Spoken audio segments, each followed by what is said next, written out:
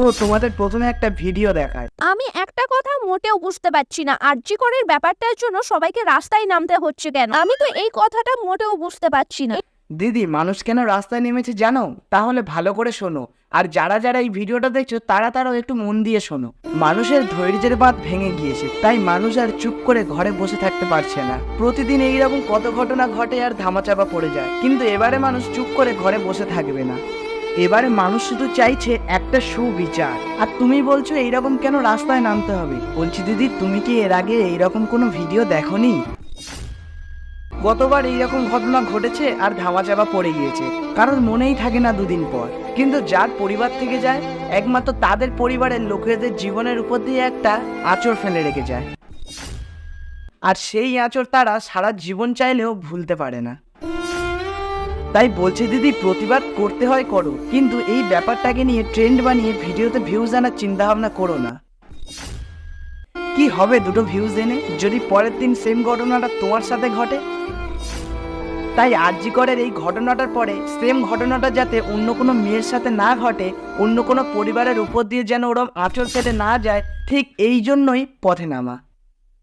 তুমি বিচার চাইছো ঠিক আছে, কিন্তু প্লিজ এইরকম সাজগোজের ভিডিও করে বিচার চেও না। এইসব ভিডিও করে বিচার চাওয়ার থেকে বড় কথা, বিচার চাওয়াটাকেই অসম্মান করা হচ্ছে। এত লোকের দিনরাত জেগে কষ্টটাকেও অসম্মান করা হচ্ছে।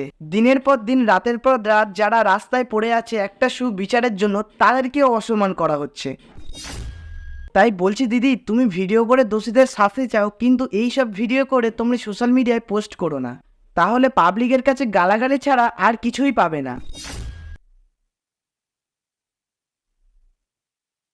আমার এই ভিডিওটা বানানোর একটাই উদ্দেশ্য, যারা এই জিনিসটাকে নিয়ে ট্রেন্ড বানিয়ে আজে বাজে ভিডিও বানিয়ে যাচ্ছে, তাদের কাছে হাত জোর করে বলছি এইসব ভিডিও বানানো বন্ধ করো।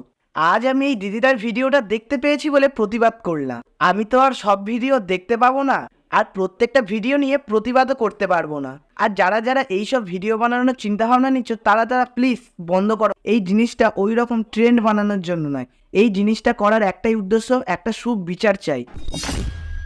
যে দিদিটা আমাদের ছেড়ে চলে গিয়েছে, সেই দিদিটার সুবিচার চাই আমরা। আর যারা রাতের পর রাত, দিনের পর দিন রাস্তায় পড়ে আছে একটা সুবিচারের জন্য, তাদের মতন বিচার চাও। এই রকম ভাবে আজে বাজে ভাবে বিচার চেও না। জানি আমার এই ভিডিওটা অনেক গুরুজনরা দেখবে, যদি কোথাও কোনো ভিডিওর ভিতরে ভুল বলে থাকি তাহলে ক্ষমা করে দিও। এই ভিডিওটা দেখে আমার যেটা মনে হয়েছে আমি সেটা বলেছি। ধন্যবাদ। আর একটা কথা, আমাদের এই লড়াই চলছে, চলবে। We want justice.